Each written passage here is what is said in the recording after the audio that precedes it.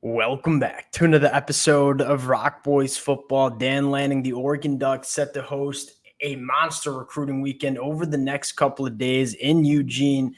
We want to focus in on the 2025 targets, the players that Oregon is kind of looking to close the deal on in this 2025 cycle. But I have to say, the amount of talent in the 2026 class that is going to be on campus for this Oregon program, it's one of the more impressive recruiting weekends I have seen. I counted 12 top 100 national prospects in the 2026 class coming to Eugene. You talk about, what Dan Lanning is trying to do with this Oregon program. You look at the blueprint. Georgia with Kirby Smart, Alabama with Nick Saban. How do they have this sustained success? You just stack these recruiting classes on top of another. And you look at 2026 guys, we're not going to talk a ton about them because I haven't gotten to film in on a lot of the 2026ers yet. That being said, you can tell Dan Lanning not just focusing on the 2025 cycle, fired up to get into this conversation. Before we do, and as always, just want to say thank you to you guys and to the Oregon fans, whether we're previewing the 2024 season, talking the recruiting trail. You guys continue to show a ton of love, a ton of support to the boys. I can't thank you guys enough. If y'all do enjoy the content, consider subscribing to the channel. All the Go Ducks in the comment section, that stuff, it means the world to the boys. We appreciate you guys. And without further ado, let's get into this one. Let's start in the 2025 cycle with Trey McNutt. Obviously, with DJ Pickett going to LSU, I think the safety board it's putting a lot of stock in the commitment of Trey McNutt. Now, for Oregon fans, I thought the safety class in 2024, guys like Aaron Flowers, it was an extremely strong class. You look at 2025, I think the crown jewel in that safety room is Trey McNutt. And what I think is so fascinating is this is the kind of player that I think Oregon is looking for in the back end of their defense, that true free safety that can play that single high role, cover a lot of ground in the back end. There are not a lot of holes in this Oregon Ducks defense. I think that might be one of those holes, and you get a Trey McNutt in this 2025 cycle. I think this is a massive, massive get for this Oregon program. You look at Trey McNutt, 6 foot 180. This kid is absolutely put together. He runs a 10.8 in the 100-meter dash, plays two ways at the high school level. So you're getting a big frame that can cover a ton of ground in the back end of your defense. You can leave him as a single high safety and just trust him to just cover a lot of ground in the back end. But what makes Trey McNutt so special, at least in my opinion, you can play him in man coverage. You can walk him up into the box, and he can operate in man coverage. He's a put-together guy, so he can certainly give you some run support as well. I look at Trey McNutt and say, this is just a blue-chip safety prospect that can do pretty much everything you want as a safety at the collegiate level. It sounds like it's going to come down to Oregon and Texas A&M. He's going to be on campus for Texas A&M. I believe right now he's going to be in Oregon on Saturday and Sunday. He's committing August 3rd. And this is going to come down to the wire. It does sound like Oregon is the leader in the clubhouse. We'll see how it turns out for Trey McNutt. I think one of the biggest, if not the biggest target for Oregon in this 2025 cycle.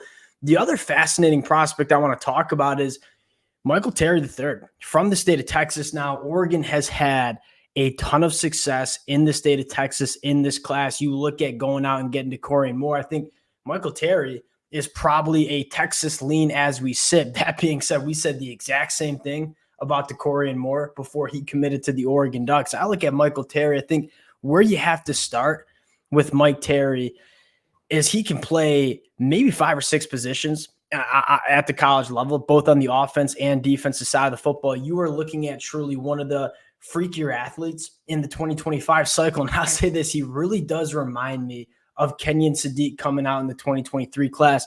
Very similar body types, right? 6'3", 220 pounds, runs a 10.8 in the 100-meter dash. It's just hard to find these cats that are 6'3", 220 that have the athleticism and juice that Michael Terry III has. And I think the biggest pitch with Michael Terry, and everyone's going to talk about NIL and that type of conversation. For Michael Terry, I think the biggest pitch is, hey, do we have a vision for how we are going to use you on this Oregon roster, whether it's on offense, whether it's on defense? And I think you can point to a guy like Kenyon Sadiq and say kind of the same things. Like how we use Kenny Sadiq is a very similar way in terms of how we can use you with this Oregon program. He could play a defensive back role. He could play at a linebacker spot. He could play running back, plays a lot of running back at the high school level.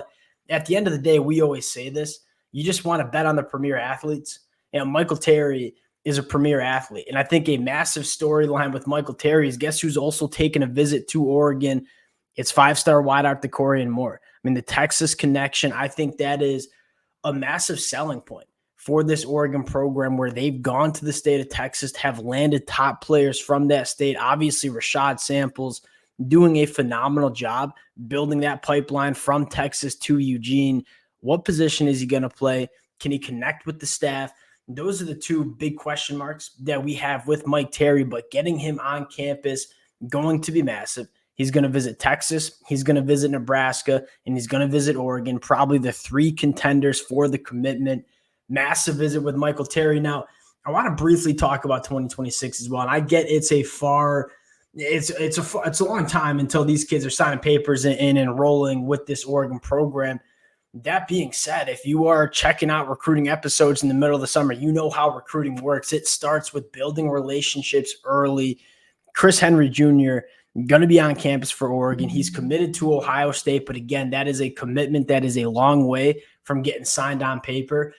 You look at Oregon and what they've done at the wide receiver spot, obviously just putting Troy Franklin into the NFL draft. I expect them to put at least two players, wide receivers, into the NFL draft next year with Tez Johnson and Evan Stewart, potentially Gary Bryant, Trayshawn Holden. Oregon is becoming a program that if you're a premier wide receiver, normally you would be going to Ohio State. But you look at the buzz that Oregon is creating with these top wide receivers, guys like Decorian Moore, guys like Dallas Wilson. I feel like these top wide receivers are looking at Oregon as a place you can go, put up a ton of production in Eugene, compete at the highest level, and then get developed into NFL draft picks. If you can start getting that kind of proof of concept with this Oregon program, I think Oregon's going to have a lot of success recruiting the wide receiver position. And you look at Chris Henry, he's the freak of freaks. I mean, 6'5", 200 plus pounds, the movement skills on this kid. I don't think I'm saying anything groundbreaking. He's the number one prospect in the 2026 class. I am fascinated to see what Oregon can do in terms of making some headway with Chris Henry Jr. The last player I want to talk about, a guy that I got a chance to buzz the film earlier this morning, and we might have to break down the commitment this weekend, Tre'Davious Ball from Texas. Again, Rashad Samples written all over this. He's going to be the recruiter on this one, obviously at the running back position. Obviously, Rashad Samples, a ton of connections in the state of Texas. Tre'Davious Ball is awesome. 5'10", 180 pounds. He's got a thick lower half. He's not necessarily the biggest running back. This kid has a ton of juice, a ton of short area quickness. Take a look at the track and field background. 10.5 in the 100-meter dash. I mean, this kid rolls when it comes to running in a straight line. But then you take a look at the contact balance, the low center of gravity, the ability to make people miss in space. He's a very good pass catcher out of the backfield as well.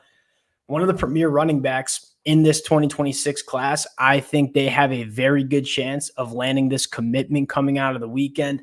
I'm fired up to break down the film of Tre'Davious Ball. I get it's a long ways away. But again, if you're Oregon Dan Lanning, you've seen the recipe. You've worked for guys like Kirby Smart, Nick Saban, getting these kids into the boat early, helping you build some momentum with these 2026 prospects. It certainly helps. Again, the amount of talent that's going to be on campus for Oregon in that 2026 class, 12 players in the top 100. If you're an Oregon fan, I think you're fired up to hear what comes out of this weekend. Oregon looking to close some 2025 prospects, looking to really get some momentum in 2026. As always, if there's any commitments coming out of the weekend, we'll be breaking it down. Appreciate you guys rocking with it. Again, if y'all do enjoy the content, consider subscribing to the channel. Appreciate you guys, and we'll talk to y'all later. Peace.